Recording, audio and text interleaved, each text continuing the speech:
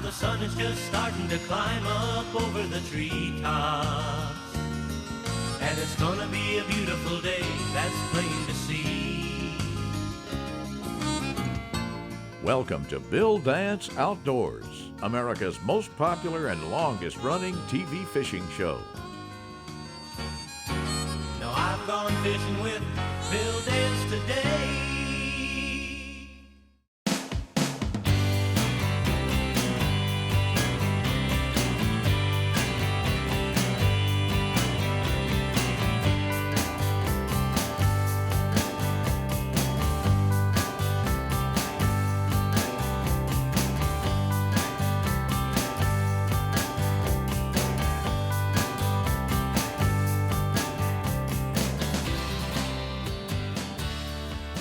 $70 degrees, we finally hit 70 degrees. They tell you where they are. Those bushes just shake a little bit.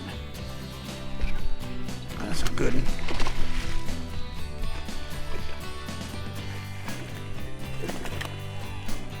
Whoa. Whoa, baby. Back out of there.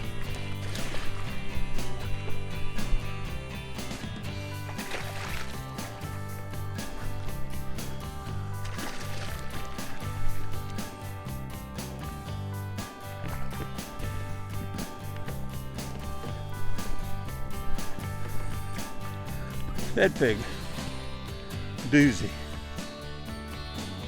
I'm gonna tell you what, that one right there's been eaten.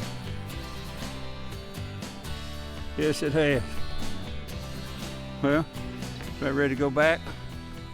You know, beginning anglers have one question when it comes to jig and plastic combinations. How do I detect a bite? Well, there's no short answers, simply because there's many ways you can fish a jig. Vertically, swim it, hop it, and so forth. And with each technique, you're apt to get a different feel on a strike. But the question is paramount.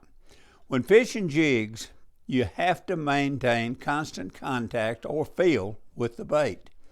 Fish with your rod tip, not your reel. Fish with the rod tip from, let's say, the 10 o'clock to the 12 o'clock position. It'll help maintain a constant feel. Now, sometimes a jig strike will be spongy, like you're pulling it through weeds. Sometimes flexible, like a willow limb. Sometimes the line moves. Sometimes it's a slight tap. And then sometimes you'll swear your line was just simply cut. There's no feel at all. These differences are dictated by the mood of the fish. Now, a sensitive rod tip will help you tremendously. Now, I like a fast action, medium heavy rod. Heavier jigs are also easier to feel, especially for the beginner. Line watching is also very important. So, fluorescent lines also help. Like fishing a plastic worm, it takes practice to get the hang of detecting jig strikes. But hey, practice, it's fishing, so when there's a problem, hey, just keep on practicing. You know that old saying, practice makes perfect. So practice, practice, practice. Hey, like I said, practice is fishing, so where's the problem? He's right in there.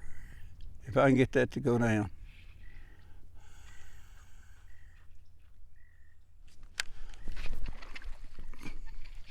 There he is. And a good one.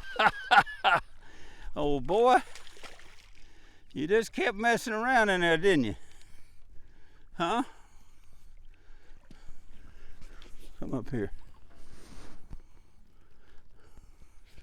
He was right there. There's the bait. And there's the one that was doing all that cruising. You showed yourself. He was in that thick stuff. Yes, you were. Tell you what, you know, if you fail on a given day, what it's smart to do is review your procedures that you've used and the places that you fished. You want to go through the mental exercises and profit from your experiences. Tell yourself that the next time is going to be totally different. Above all, never lose sight of the fact that the reason you love bass fishing so doggone much is because your quarry is so unpredictable. There are going to be times when you can't get your lure in the water fast enough, and there are going to be other times when you can't buy a strike regardless of what you do. If bass fishing were routine, let me tell you, you'd soon get tired of it. At the end of the day, whether you're successful or not, it's a good idea to check with other fishermen or possibly a marina operator to find out how others did that day. This comparison can add immeasurably to your knowledge. Perhaps you'll learn that no one else caught any fish, or that someone whacked the bass on a particular lure or at a specific depth. File that information away in your computer or keep a log or make a note of it. You'll find it could provide the answer on another day when conditions seem similar. There we go.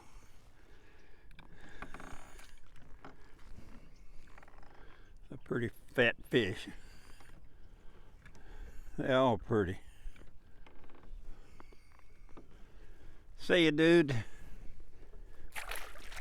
Okay, here's a good question. When fishing heavy cover, what type of rod and reel is best for casting distance when using light lures, like lightweight spinner baits, jigs, soft plastics, and crankbaits? Well, my choice is a 6.5 foot medium heavy spinning rod with a wide spool spinning reel. Now the key ingredients here is your line.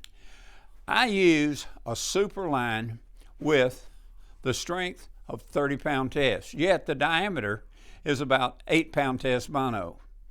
The thinner diameter of the braid allows you to cast, say, an 1/8 ounce size lure the same distance that you would, say, get with a 1/4 ounce or a 3/8 ounce lure.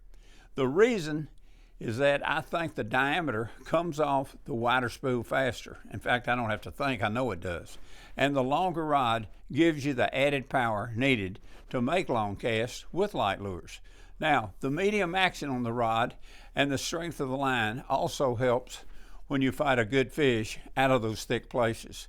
The super line that I'm talking about is made with Dyneema, the world's strongest fiber, and it has glide coat technology that allows it to cast further, smoother, and more quiet. It's also ideal for open face spinning. It's round, full body, ties knots like mono with tremendous knot strength. It won't bury up. It resists wind knots and it behaves like mono, and yet it works great on bait casting reels. It's a great line. That's why I guess they call it super line. Uh-oh, look right there. You see that dead cattail jump right here? Watch this.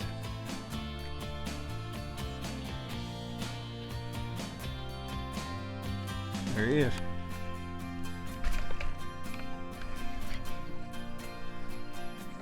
Now he's a big one.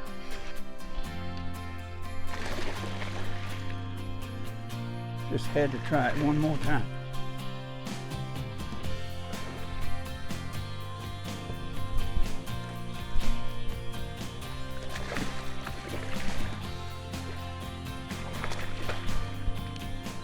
Ooh-wee.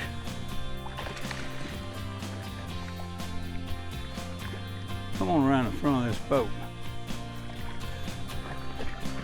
I'm gonna reach right here. Look at that. And then the dandy.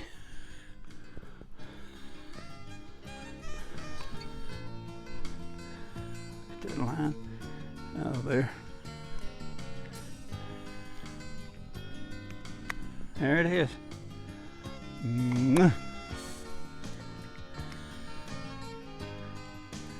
Turn you around, look at you. Close that big old mouth. Have we had a day, or have we had a day? We sure hope you've enjoyed where nothing else works, except this little guy right here. She's quite something. Tell you what you need to do. Give her a fling and see what you think. Thanks so much for tuning in, and we'll catch you next time. Now I've gone fishing with Bill Dance today.